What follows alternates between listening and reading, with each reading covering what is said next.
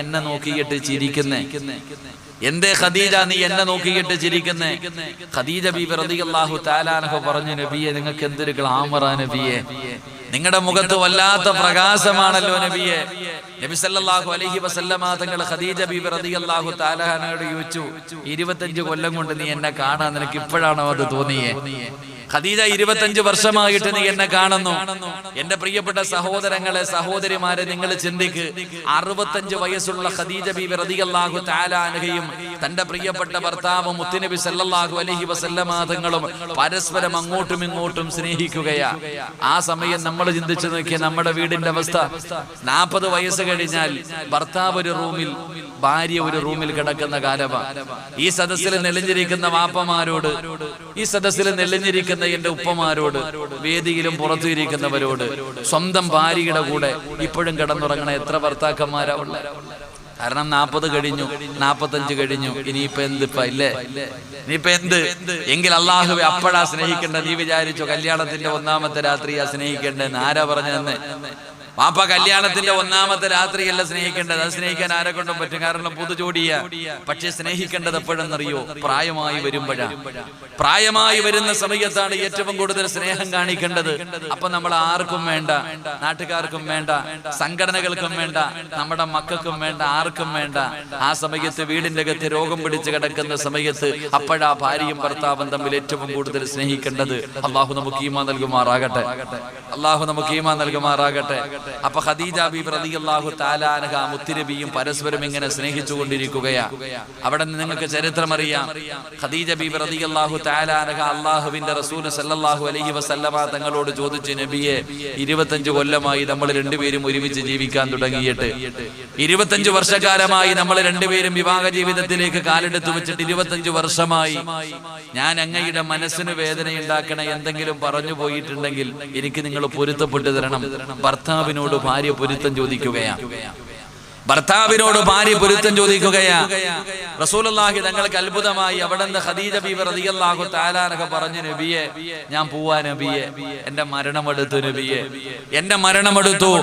അല്ലാഹുവിന്റെ പ്രവാചകന്റെ പ്രിയപ്പെട്ട ഭാര്യ മഹദിയായ ഖദീജ ബീബി റളിയല്ലാഹു തആല അൻഹ അല്ലാഹുവിന്റെ പ്രവാചകൻ എന്ന പ്രിയപ്പെട്ട ഭർത്താവിന്റെ മടിത്തട്ടിൽ കിടന്നിട്ട് അവിടെ നിന്ന് യാത്ര പറയുകയാണ്. അവിടെ നിന്ന് പൊരുത്തം ചോദിക്കുകയാണ്. ഫാത്തിമ എന്ന് പറയുന്ന പൊന്നാര മകൾ ഇത് കണ്ടുകൊണ്ടിരിക്കുകയാണ്.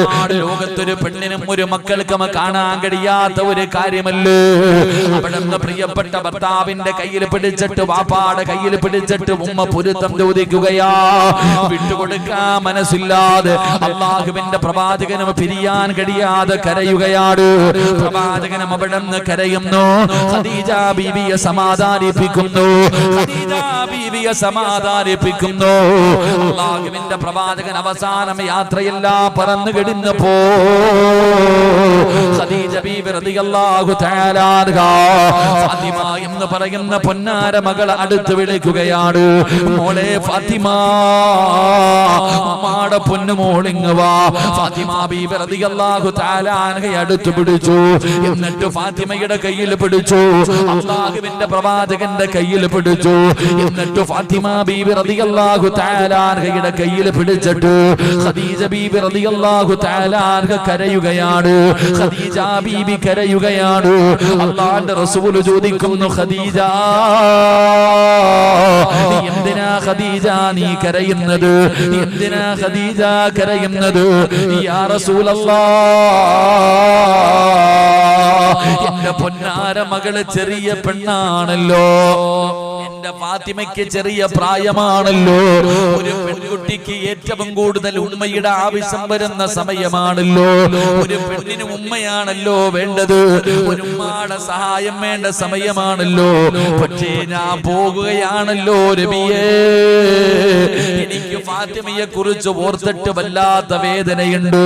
ഫാത്തിമ എന്ന് പറയുന്ന എന്റെ പൊന്നാര മകളെ കുറിച്ച് ഓർത്തിട്ട് എനിക്ക് വല്ലാത്ത വേദനയാ. എന്റെ മോളെ പിരിയാൻ പോകുകയാണല്ലോ, എന്റെ പൊന്നാര മകളെ പിരിയാൻ പോകുകയാണല്ലോ. അവസാനം ഖദീജ ബീബി റളിയല്ലാഹു തആല അൻഹ തന്റെ പൊന്നാര മകളുടെ കയ്യിൽ പിടിച്ചിട്ട് അല്ലാഹുവിന്റെ റസൂൽ എന്ന് പറയുന്ന തന്റെ പ്രിയപ്പെട്ട ഭർത്താവിന്റെ കയ്യിൽ ഇങ്ങനെ പൊന്നാര മകളുടെ കൈ പിടിച്ചു കൊടുക്കുകയാ. തന്റെ പ്രിയപ്പെട്ട പൊന്നുമോളെ വാപ്പാടെ കയ്യിൽ ഏൽപ്പിച്ചു. എന്നിട്ട് പറഞ്ഞു, നബിയേ, എന്റെ ഫാത്തിമാനെ ഒരിക്കലും കരയിപ്പിക്കല്ലേ നബിയേ, എന്റെ പൊന്നുമോളെ വേദനിപ്പിക്കല്ലേ നബിയേ. എന്റെ പൊന്നാര മകളുടെ കണ്ണ് നിറയാതെ, ഫാത്തിമയുടെ കണ്ണ് നിറയാതെ ഫാത്തിമയെ നല്ലതുപോലെ നോക്കിക്കൊള്ളണേ നബിയേ. ഉമ്മയതാ തന്റെ പൊന്നാര മകളെ ഭർത്താവിന്റെ കയ്യിൽ പിടിച്ചു കൊടുത്തിട്ട് പറയുകയാ, എന്റെ ഫാത്തിമയെ വേദനിപ്പിക്കരുത്, എന്റെ ഫാത്തിമയെ കരയിപ്പിക്കരുത്. അല്ലാഹുവിന്റെ റസൂൽ പറഞ്ഞു, ഇല്ല ഖദീജ, ഫാത്തിമ ഞാൻ ഒരിക്കലും വേദനിപ്പിക്കില്ല, ഫാത്തിമാനെ ഞാൻ ഒരിക്കലും കരയിപ്പിക്കില്ല. അവിടുന്ന് പടച്ചവനെ യാത്ര പറയുകയാണ്. ഖദീജ ബീബി റളിയല്ലാഹു തആല അൻഹ മരണപ്പെടുകയാ. ഖദീജ ബീബി അവിടുന്ന് മരണപ്പെടുകയാണ്. പടച്ചവനെ, നിങ്ങളൊന്ന് ചിന്തിച്ചു നോക്ക്, ആ വീടിനെ കുറിച്ച് നിങ്ങളൊന്ന് ചിന്തിച്ചു നോക്ക്. ചെറിയ പെണ്ണിന്റെ ഉമ്മയാണ് മരണപ്പെടുന്നത്. ഫാത്തിമ ബീവിക്ക് സഹിക്കാൻ കഴിയുമോ? തന്റെ പ്രിയപ്പെട്ട ഉമ്മ എവിടെന്ന് മരണപ്പെട്ടു. വാപ്പായിക്കാണെങ്കിൽ ഉമ്മയോട് വല്ലാത്ത സ്നേഹമാ. ഫാത്തിമയ്ക്കറിയാ എന്റെ ഉപ്പാടെ ജീവനാണെന്ന്, ഉപ്പായിക്ക് ഉമ്മയോട് വല്ലാത്ത സ്നേഹമാണെന്ന് ഫാത്തിമയ്ക്കറിയാ. അത് ചരിത്രം വായിച്ചു നോക്കിയാ അറിയാ. ഫാത്തിമ ബീബി റളിയല്ലാഹു തആല അൻഹയുടെ ഉമ്മയായ ഖദീജ ബീബി അല്ലാഹുവിന്റെ പ്രവാചകന്റെ മുന്നിലെങ്ങാനും ഖദീജ എന്ന് പറഞ്ഞ പ്രവാചകന് മരിക്കുന്ന കാലം വരെ കണ്ണ് നിറയുമായിരുന്നു. ഖദീജ എന്ന് പറയുന്ന പേര് പറഞ്ഞാൽ തന്നെ പ്രവാചകന് കരയുമായിരുന്നു. അത്രയ്ക്കും സ്നേഹമാ ഖദീജാന്, അത്രയ്ക്കും സ്നേഹമാ ഖദീജയെ. അതാ പടച്ചവനെ, തന്റെ പ്രിയപ്പെട്ട ഭാര്യ മരണപ്പെട്ടു പോയതിന്റെ വേദനയിൽ അല്ലാഹുവിന്റെ പ്രവാചകൻ വീടിന്റെ അകത്തിരുന്ന് കരയുകയാണ്. മറു സൈഡിൽ ഉമ്മ മരണപ്പെട്ടതിന്റെ വേദനയിൽ ഫാത്തിമ. പക്ഷേ ഫാത്തിമ എന്ന് പറയുന്ന പൊന്നുമകളുണ്ടല്ലോ, അല്ലാഹുവിന്റെ പ്രവാചകൻ എന്ന് പറയുന്ന വാപ്പാടെ ചാരത്ത് പോവുകയാണ്. ഉമ്മ മരണപ്പെട്ടതിന്റെ വേദനയിലിരിക്കുന്ന പ്രവാചകന്റെ ചാരത്ത് ചെന്നിട്ട് ഫാത്തിമ ബീവി റളിയല്ലാഹു തആല അൻഹ സമാധാനിപ്പിക്കുകയാ. എങ്ങനെയാ സമാധാനിപ്പിച്ചതെന്നറിയുമോ? എങ്ങനെയാ സമാധാനിപ്പിച്ചതെന്നറിയുമോ? ഒരു ഉമ്മ മകനെ എങ്ങനെയാണോ നോക്കുന്നത്, ഒരു ഉമ്മ മകനെ എങ്ങനെയാണോ നോക്കുന്നത്, അല്ലാഹുവിന്റെ പ്രവാചകൻ സ്വല്ലല്ലാഹു അലൈഹി വസല്ലമ തങ്ങൾ ഫാത്തിമ എന്ന് പറയുന്ന പൊന്നാര മകളെ വിളിച്ച പേരെന്തെന്നറിയുമോ? ഉമ്മു അബീഹാ, വാപ്പാടെ ഉമ്മ, വാപ്പാടെ ഉമ്മ. ഫാത്തിമയെ കാണുമ്പോ മുത്തുനബി പറയുമായിരുന്നു, വാപ്പയുടെ ഉമ്മയാ ഫാത്തിമ. ഒരു ഉമ്മ എങ്ങനെയാണോ മകനെ സ്നേഹിക്കുന്നത്, തന്റെ ഭാര്യ മരണപ്പെട്ടതിന്റെ വേദനയിൽ അല്ലാഹുവിന്റെ റസൂൽ സല്ലല്ലാഹു അലൈഹി വസല്ലമ തങ്ങൾ വീടിന്റെ അകത്തിരുന്ന് കരഞ്ഞപ്പോ ഒരു ഉമ്മ എങ്ങനെയാണോ മകനെ സമാധാനിപ്പിക്കുന്നത്, അതുപോലെ ഫാത്തിമ എന്ന് പറയുന്ന മകള് പോയിട്ട് വാപ്പാനെ സമാധാനിപ്പിച്ചു. റസൂലുള്ളാഹി തങ്ങൾ വിളിച്ചു ഫാത്തിമ ഉമ്മു അബീഹ, വാപ്പയുടെ ഉമ്മ. വാപ്പയുടെ ഉമ്മ. പ്രവാചകന്റെ ഏറ്റവും കൂടുതൽ വേദനയുണ്ടായ, പ്രയാസമുണ്ടായ സമയത്ത്, ഖദീജ ബീവി മരണപ്പെട്ട സമയത്ത് ഫാത്തിമ എന്ന് പറയുന്ന ആ ഒരു ചെറിയ മകളാ മുത്തുനബി സമാധാനിപ്പിച്ചത്. തിരിച്ചോ, ഉമ്മ മരണപ്പെട്ടു പോയ ഒരു മകൾ, ആ മകളെ സമാധാനിപ്പിച്ചത് വാപ്പയാ. ഉമ്മയുടെ കുറവ് വരുത്തിയില്ല, ഉമ്മയുടെ കുറവ് വരുത്തിയില്ല, ഉമ്മാടെ കുറവ് മുത്തുനബി ഫാത്തിമയ്ക്ക് വരുത്തിയില്ല. അങ്ങനെ പ്രവാചകൻ പറഞ്ഞു, ഫാത്തിമ നീ എന്റെ കരളിന്റെ കഷ്ടമാ ഫാത്തിമ, ഉപ്പാടെ കരളിന്റെ കഷ്ടമാണ് എന്റെ പൊന്നുമോള്. അങ്ങനെ രണ്ടുപേരും പരച്ചവനെ പരസ്പരം ഇങ്ങനെ സ്നേഹത്തോടെ കഴിയുകയാണ്. പക്ഷേ പീഡനങ്ങൾക്ക് കുറവില്ലല്ലോ, എവിടെ നോക്കിയാലും വല്ലാത്ത പീഡനങ്ങളാണ്. അല്ലാഹുവിന്റെ പ്രവാചകൻ സ്വല്ലല്ലാഹു അലൈഹി വസല്ലമ തങ്ങളുടെ മുന്നിലേക്ക് അതാ പടച്ചവരെ സ്വഹാബത്ത് കടന്നു വരികയാണ്. പ്രവാചകന്റെ മുന്നിൽ വന്ന് കരഞ്ഞുകൊണ്ട് പറയുന്നു, നബിയെ പീഡനങ്ങളാണ്. കണ്ടോ നബിയെ, വസ്ത്രം ഇങ്ങനെ ഉയർത്തിയിട്ട് കാണിച്ചു കൊടുക്കുകയാണ്. പഠിപ്പിച്ച കമ്പി കൊണ്ട് ഞങ്ങളുടെ പച്ചയിറച്ചി കരിച്ചിരിക്കുന്നത് കണ്ടോ നബിയെ. പ്രവാചകന്റെ മുന്നിൽ വന്ന് സ്വഹാബത്ത് മുഴുവനും കരഞ്ഞുകൊണ്ട് പരാതി പറയുമ്പോ അവസാനം അല്ലാഹുവിന്റെ റസൂൽ പറഞ്ഞു, ഹിജ്റ പോകാറ്, മക്കയിൽ നിന്ന് മദീനയിലേക്ക് ഹിജ്റ പോകാറ് അല്ലാഹുവിന്റെ പ്രവാചകൻ അനുവാദം കൊടുത്തു. സ്വഹാബത്ത് മുഴുവനും ഹിജ്റ പോവുകയാണ്. സ്വഹാബികൾ മുഴുവനും ഹിജ്റ പോവുകയാണ്. അവസാനം അല്ലാഹുവിന്റെ പ്രവാചകൻ സ്വല്ലല്ലാഹു അലൈഹി വസല്ലമ തങ്ങൾ അവിടുന്ന് പടച്ചവനെ തന്റെ പൊന്നാര മക്കളായ റുഖിയ ബീവി ഉമ്മു കുൽസും റളിയല്ലാഹു തആല അൻഹ, പടച്ചവൻ അതുപോലെ ഫാത്തിമ ബീവി റളിയല്ലാഹു തആല അൻഹ, രണ്ട് പെൺമക്കളെയും വിളിച്ചിട്ട് അല്ലാഹുവിന്റെ പ്രവാചകൻ പറഞ്ഞു, വാപ്പ മദീനത്തേക്ക് ഹിജ്റ പോവുകയാണ്, വാപ്പ നാട് വിടാൻ പോവുകയാണ്, ഇവിടെ നിൽക്കാൻ കഴിയില്ല, അതുകൊണ്ട് നിങ്ങൾ രണ്ടുപേരെയും സഅദ് റളിയല്ലാഹു തആല അൻഹു അല്ലാഹുവിന്റെ പ്രവാചകന്റെ ഖാദിമാണ്, ആ ചെറുപ്പക്കാരനോട് പറഞ്ഞു കൊടുത്തു, എന്റെ പൊമ്മക്കളെ നീ എങ്ങനെയെങ്കിലും മദീനയിൽ എത്തിക്കണം. അല്ലാഹുവിന്റെ പ്രവാചകൻ അവിടെ നിന്ന് പെൺമക്കളുടെ കാര്യം ഏൽപ്പിച്ചു. എന്റെ പ്രിയപ്പെട്ടവരെ, അല്ലാഹുവിന്റെ പ്രവാചകൻ സല്ലല്ലാഹു അലൈഹി വസല്ലമ തങ്ങൾ ഹിജ്റ പോകാൻ തീരുമാനിച്ചു. മക്കയിൽ നിന്ന് മദീനയിലേക്ക് പോകാൻ ഹിജ്റ പോകാൻ തീരുമാനിച്ചു. അല്ലാഹുവിന്റെ റസൂൽ യാത്രയ്ക്ക് വേണ്ടി തയ്യാറെടുക്കുമ്പോ ഇബ്ലീസാ പോയി പറഞ്ഞു കൊടുക്കുന്നത്, ഇബ്ലീസാണ് പോയി പറഞ്ഞു കൊടുക്കുന്നത്, മുഹമ്മദ് നാട് വിടാൻ പോകുകയാണ്. അല്ലാഹുവിന്റെ റസൂൽ സല്ലല്ലാഹു അലൈഹി വസല്ലം തങ്ങൾ ഹിജ്റ പോകാൻ തീരുമാനിച്ചപ്പോ ഇബ്ലീസ് പോയിട്ട് ഖുറൈശികളോട് പറഞ്ഞു, മുഹമ്മദ് നാട് വിടാൻ പോകുകയാ, രക്ഷപ്പെട്ടു കഴിഞ്ഞാൽ പിന്നെ ജീവിതത്തിൽ ഒരിക്കലും നിങ്ങൾക്ക് കിട്ടൂല, കൊല്ലാൻ പറ്റുന്ന അവസാനത്തെ ചാൻസ്, വേണമെങ്കിൽ കൊന്നോളാൻ. അങ്ങനെ എല്ലാ ഗോത്രങ്ങളിൽ നിന്നും നല്ല യോദ്ധാക്കന്മാരായ വ്യക്തികളെ തെരഞ്ഞെടുത്തു. എല്ലാവർക്കും മുത്തുനബിയെ കൊല്ലണം, ഒരാൾക്കല്ല. ഇപ്പൊ അത് തന്നെ മുസ്ലിമിനെ എല്ലാവർക്കും വേണം, അങ്ങനെ എല്ലാവർക്കും മുസ്ലിമീങ്ങളെ വേണം. അതുകൊണ്ട് മുത്തുനബി സല്ലല്ലാഹു അലൈഹി വസല്ലം തങ്ങളെ ഞാൻ കൊല്ലാന്നല്ല പറഞ്ഞ്, എല്ലാവർക്കും വേണം, എനിക്ക് വെട്ടണം, എനിക്ക് വെട്ടണം, എനിക്ക് കുത്തണം, എനിക്ക് തുണ്ടം തുണ്ടമാക്കണം. അങ്ങനെ ആര് വേണമെങ്കിലും കൊന്നോ. എല്ലാവരും കൂടെ മുത്തുനബിയുടെ വീട് വളഞ്ഞിരിക്കുകയാ. പൗരത്വ ബില്ലും പേടിച്ചടക്കണ കാക്കാമാരൊക്കെ കേട്ടോ, പൗരത്വ ബില്ല് NRCയും പേടിച്ചടക്കണ കാക്കാമാരൊക്കെ കേട്ടോണം. എടാ പൊന്നാര ചങ്ങാതി, നീ പഠിച്ചോ, നീ ആരാ, നിന്റെ വില എന്താ, അള്ളാഹുടെ മുന്നിൽ സുജൂദ് ചെയ്യുന്ന ഒരു മുസ്ലിമിന്റെ പവർ എന്താണെന്ന് നീ പഠിക്ക്. അള്ളാഹു ഈമാൻ തരുമാറാകട്ടെ. ഉറക്കപ്പറ, അള്ളാഹു ഈമാൻ തരുമാറാകട്ടെ. NRCയെ പേടിയില്ലാത്തവരൊക്കെ ഒന്ന് കൈവക്കിക്ക്. പൊക്കിയാലും പൊക്കിയില്ലെങ്കിലും അത് നടപ്പാവുക തന്നെ ചെയ്യും. അള്ളാഹു ഈമാൻ തരുമാറാകട്ടെ. നമുക്ക് എന്താപ്പാ, എടാ ഞാൻ എപ്പോഴും ചോദിക്കാറുണ്ട്, നമ്മുടെ പൗരത്വത്തിന് എന്താ കൊമ്പുണ്ടോ? എന്ത് നിന്റെ പൗരത്വത്തിന് മാത്രം ഇത്ര വിലയെന്ത്? നീ ഇതിനെ പഠിക്കണേ. നമ്മുടെ ഇന്ത്യയുടെ പ്രധാനമന്ത്രി പൗരത്വം തെളിയിച്ചത് എങ്ങനെയാന്ന് കണ്ടില്ലേ? ആരാ പറഞ്ഞ 1951 മുമ്പ് രേഖ വേണമെന്ന്? ഇന്ത്യയുടെ പ്രധാനമന്ത്രി പൗരത്വം തെളിയിച്ചത് എങ്ങനെയാണെന്ന് യൂട്യൂബിൽ കയറി നോക്കിയാൽ മതി, രേഖ എന്താന്നൊക്കെ കാണാം. അല്ലാഹു ഈമാൻ തരുമാറാകട്ടെ. ആദം നബി അലൈഹിസ്സലാം, നിന്റെ ഉപ്പാപ്പ, എല്ലാരും ഉപ്പാപ്പാടെ രേഖയല്ലേ വേണ്ടേ? ഉപ്പാപ്പാടെ രേഖയല്ലേ വേണ്ടേ? എന്തിനാ വില്ലേജ് ഓഫീസിൽ പോണേ? ഉപ്പാപ്പാടെ രേഖ എവിടെ ഇരിക്കണേ? ഇവിടെ കുടുംബത്തിന്റെ ആധാരം വേണ്ടേ? 1951 മുമ്പുള്ള നിന്റെ മുൻഗാമികളുടെ ആധാരം വേണ്ടേ? അതിന് പഞ്ചായത്തിലും വില്ലേജിലും എല്ലാം പോണ്ടേ? നേരെ സ്വർഗത്തിൽ പോ, അതാ നിന്റെ തറവാട്, ഉപ്പാപ്പാടെ വീടതാ. നമ്മുടെ ഉപ്പാപ്പയായ ആദം നബി അലൈഹിസ്സലാം, ഉമ്മയായ ഹവ്വാ റളിയല്ലാഹു തആല അൻഹ, അവരുടെ അടിയാധാരം തപ്പണമെങ്കിൽ ആദ്യം സ്വർഗത്തിൽ പോണം. അല്ലാഹു ഈമാൻ തരുമാറാകട്ടെ. ആദം നബിയുടെ പൗരത്വം പോയി, പിന്നെയാ നിന്റെ പൗരത്വം. ആദം നബിയുടെ പൗരത്വം പോയി. നൂഹ് നബി 950 വർഷക്കാലം ദഅവത്ത് നടത്തിയ നൂഹ് നബിയുടെ പൗരത്വം നഷ്ടപ്പെട്ടു. ഇബ്രാഹിം നബിയുടെ പൗരത്വം നഷ്ടപ്പെട്ടു. മൂസാ നബിയുടെ പൗരത്വം നഷ്ടപ്പെട്ടു. അയ്യൂബ് നബിയുടെ പൗരത്വം നഷ്ടപ്പെട്ടു. യൂനുസ് നബിയുടെ പൗരത്വം നഷ്ടപ്പെട്ടു. യൂസുഫ് നബിയുടെ പൗരത്വം നഷ്ടപ്പെട്ടു. ഈസാ നബിയുടെ പൗരത്വം നഷ്ടപ്പെട്ടു. മഹാനായ അഷ്റഫുൽ ഖൽഖി നബി മുഹമ്മദ് മുസ്തഫ സല്ലല്ലാഹു അലൈഹി വസല്ലമ തങ്ങളുടെ പൗരത്വവും നഷ്ടപ്പെട്ടു. പിന്നെ നിന്റെ പൗരത്വത്തിന് എന്താ ഇത്ര കൊമ്പ്? എടാ, ലോകത്ത് കടന്നു വന്ന സർവ്വ പ്രവാചകന്മാരുടെയും പൗരത്വം നഷ്ടപ്പെട്ട ചരിത്രം അള്ളാന്റെ ഖുർആൻ എഴുതി വെച്ചിട്ടുണ്ട്. എന്തിന്?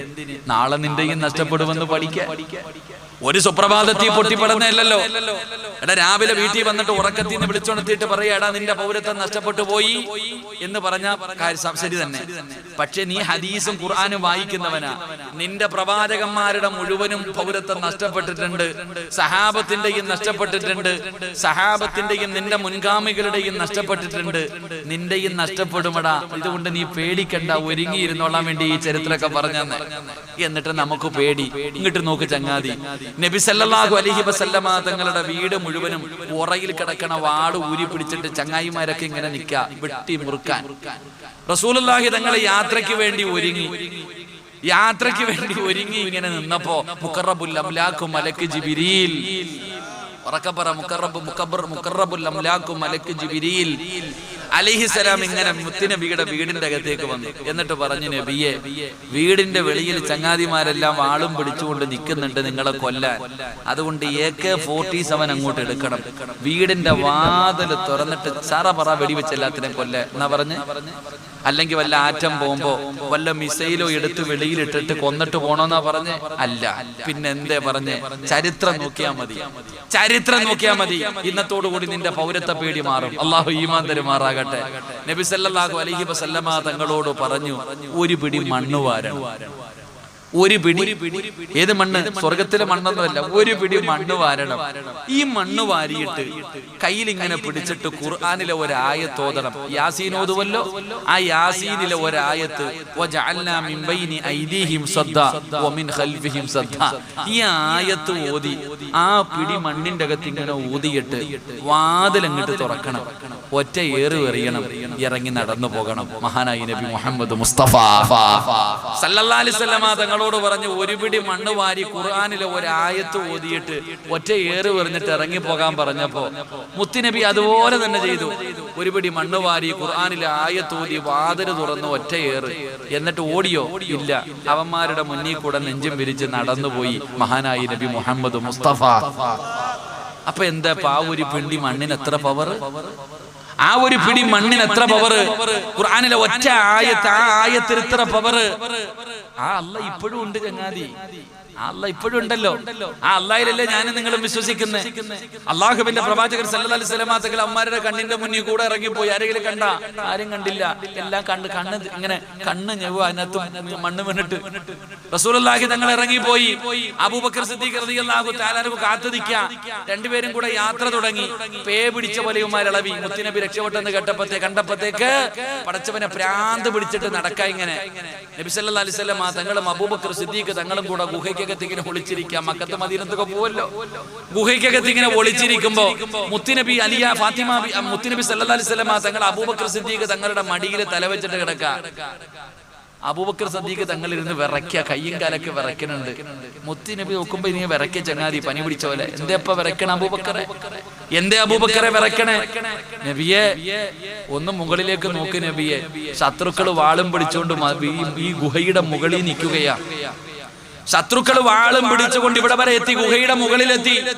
അവന്റെ കയ്യിലിരിക്കുന്ന വാളിന്റെ വെളിച്ചത ഗുഹയ്ക്ക് തടിക്ക. അവന്മാരെങ്ങാണോ ഒന്ന് താഴേക്ക് നോക്കിയാൽ നമ്മളെ കൊന്നുകളയും നബിയെ, നമ്മളെ പിടിക്കും നബിയെ. നമ്മൾ രണ്ടുപേരുടെ കാര്യവും തീർന്നു. ഒന്ന് താഴേക്ക് നോക്കിയാൽ മതി, കാലി നോക്കിയാൽ മതി, തീർന്നു. നബി സല്ലല്ലാഹു അലൈഹി വസല്ലമ തങ്ങൾ ഇരുന്ന് ചിരിക്കുക. അബൂബക്കർ തങ്ങൾ ചോദിക്കുന്നത്, എന്തിനാ നബിയെ ചിരിക്കണേ? എവിടെ ഇരുന്നാ ചിരിക്കണേ എന്ന് കൂടെ ചിന്തിക്കണം. അവിടെ നിന്ന് ചോദിച്ച്, നബിയെ എന്തിനാ ചിരിക്കണേ? റസൂലുള്ളാഹി സല്ലല്ലാഹു അലൈഹി വസല്ലമ തങ്ങൾ പറഞ്ഞു, ലാ തഹ്സൻ ഇന്നല്ലാഹ മഅനാ. അബൂബക്കറെ, അല്ലാഹ് നമ്മുടെ കൂടെ ഉണ്ടല്ലോ, പിന്നെ എന്തിനാ പേടിക്കണേ? എന്റെ പൊന്നാര ചങ്ങാതി, മുത്തുനബി സല്ലല്ലാഹു അലൈഹി വസല്ലമ തങ്ങൾ അബൂബക്കർ തങ്ങളോട് പറഞ്ഞു, നീ എന്തിനാ പേടിക്കണേ? അല്ലാഹ് നമ്മുടെ കൂടെ ഇല്ലേ? ലാ തഹ്സൻ ഇന്നല്ലാഹ മഅനാ. അല്ലാഹ് വിചാരിച്ചാലല്ലേ അവൻ കാലി നോക്കത്തുള്ളൂ. അല്ലാഹ് വിചാരിച്ചാലല്ലേ അവൻ നമ്മളെ പിടിക്കത്തുള്ളൂ. അല്ലാഹ് വിചാരിച്ചാലല്ലേ അവൻ നമ്മളെ കൊല്ലത്തുള്ളൂ. അപ്പൊ പിന്നെ അല്ലാഹ് നമ്മുടെ കൂടെ ഇല്ലേ, പിന്നെ എന്തിനാ പേടിക്കണേ? അല്ലാഹു നമുക്ക് ഈമാൻ തരുമാറാകട്ടെ.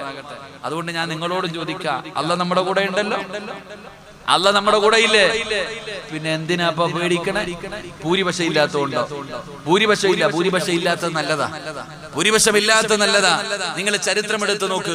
ഇന്ന് വരെ ഭൂരിപക്ഷം ജയിച്ച ഒരു യുദ്ധവും ഇല്ല. ഏത് യുദ്ധം വേണമെങ്കിലും എടുത്തോ, ബദറോ ഉഹദോ ഹന്തക്കോ ഖൈബറോ തബൂക്കോ ഇറുമുക്കോ, ഏത് യുദ്ധം വേണമെങ്കിലും എടുത്തു നോക്ക്. ഏതെങ്കിലും ഒരെണ്ണത്തിൽ ഭൂരിപക്ഷം ജയിച്ചിട്ടുണ്ടോ? ഇല്ല. ന്യൂനപക്ഷമേ ജയിച്ചിട്ടുള്ളൂ. അപ്പൊ അതുകൊണ്ട് നമ്മൾ ആള് കുറവാ, നമ്മുടെ കയ്യിൽ അധികാരമൊന്നുമില്ല. പക്ഷെ ഉള്ളത് നല്ലതാ. അള്ളാഹു നിലനിർത്തി തരുമാറാകട്ടെ.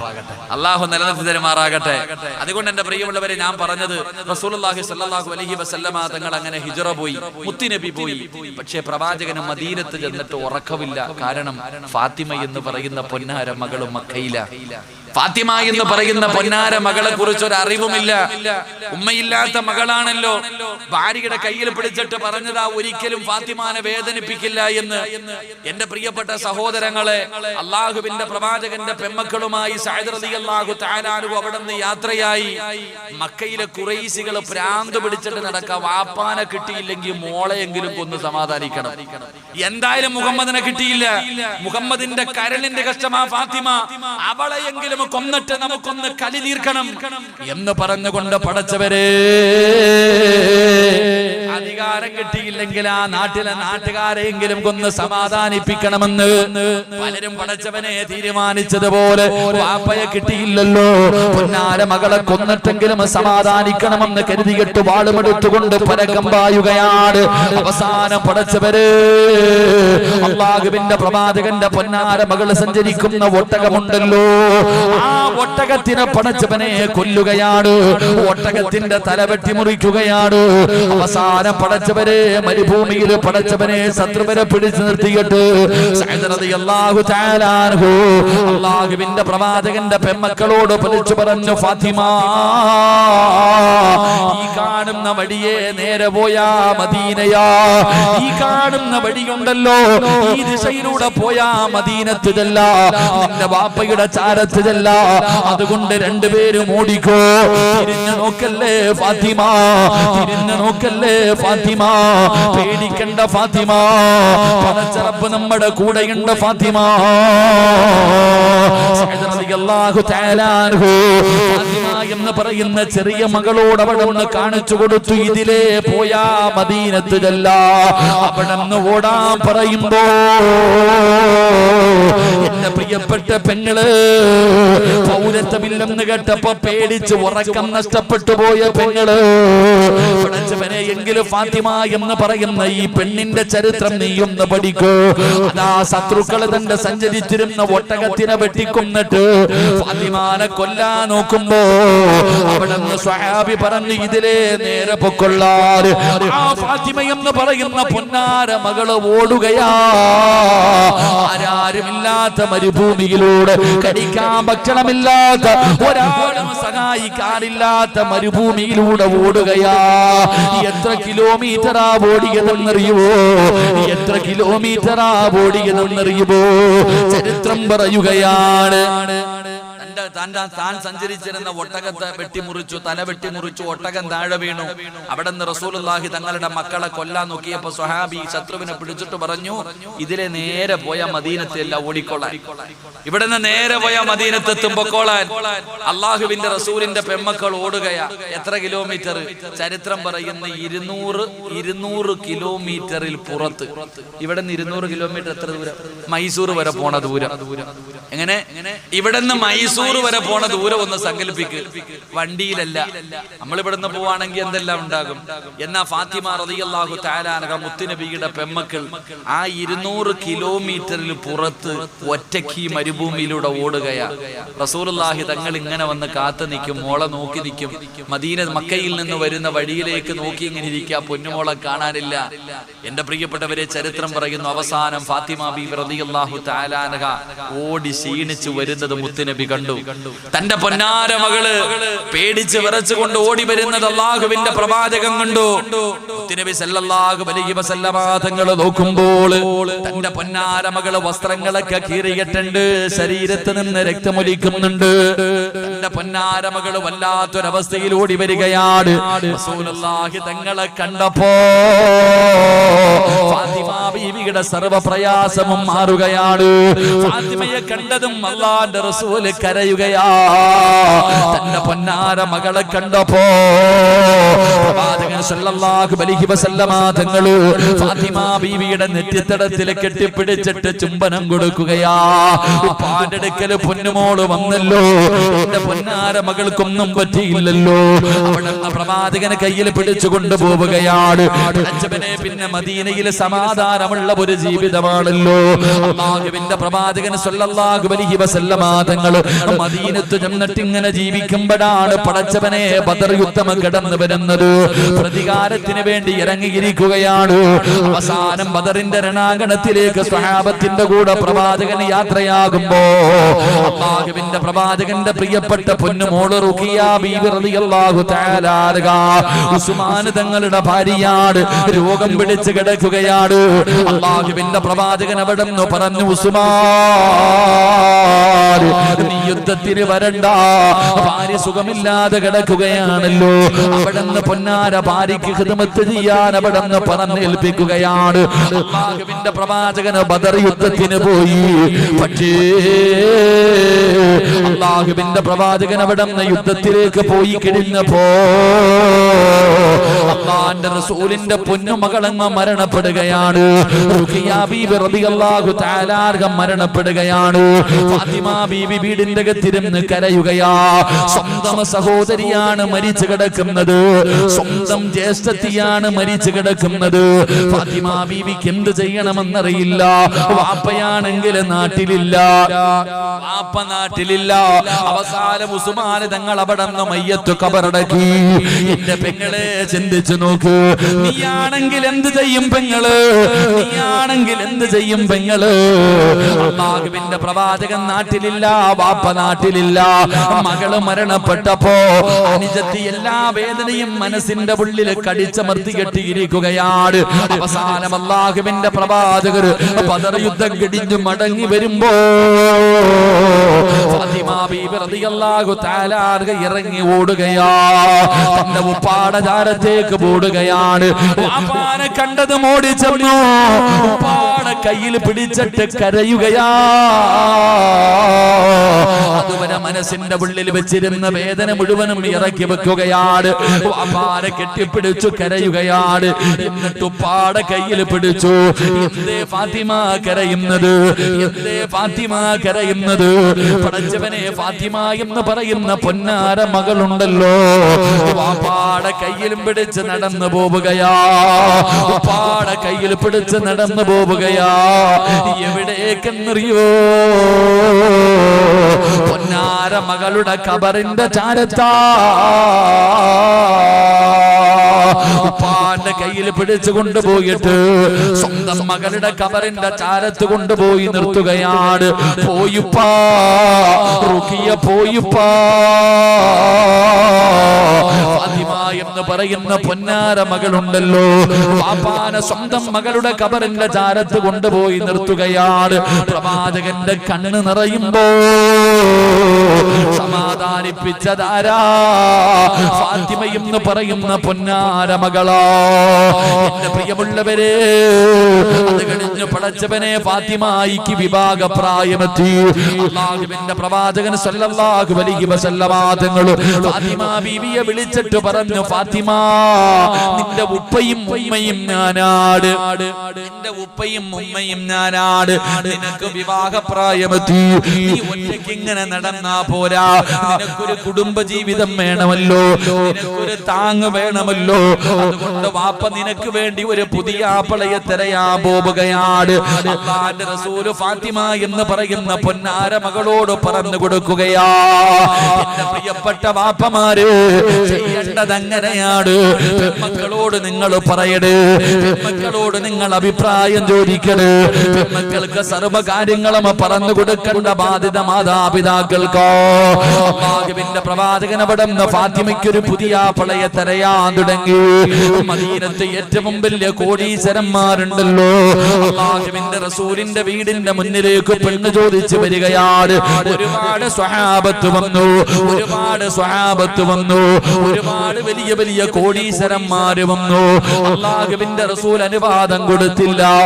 ആരെയാണ് തിരഞ്ഞെടുത്തതെന്നറിയുമോ? അല്ലാഹുവിന്റെ പ്രവാചകന്റെ മുന്നിലേക്ക് മുഖറബുൽ അംലാക്ക് മലക്ക് ജിബ്രീൽ എന്ന് പറയുന്ന മലക്ക് ഇറങ്ങി വരികയാണ്. യാ റസൂലല്ലാഹ്, ഫാത്തിമയ്ക്കൊരു പുതിയ ആപ്പളയുണ്ട് നബിയേ. ഫാത്തിമയുടെ ഫാത്തിമയുടെ പുതിയാപ്പള ആരെന്നറിയുവോ? മഹാനായ സയ്യിദുനാ അലി ഇബ്നു അബീ ത്വാലിബ് റളിയല്ലാഹു തആല അൻഹു. അലിയാർ തങ്ങൾക്ക് കെട്ടിച്ചു കൊടുക്കാൻ ആരാ പറഞ്ഞത്? അല്ലാഹുവാണ് പറഞ്ഞത്. ഫാത്തിമയുടെ ഭർത്താവ് ആരാണെന്ന് അള്ളയാ പറഞ്ഞു വിട്ടത്.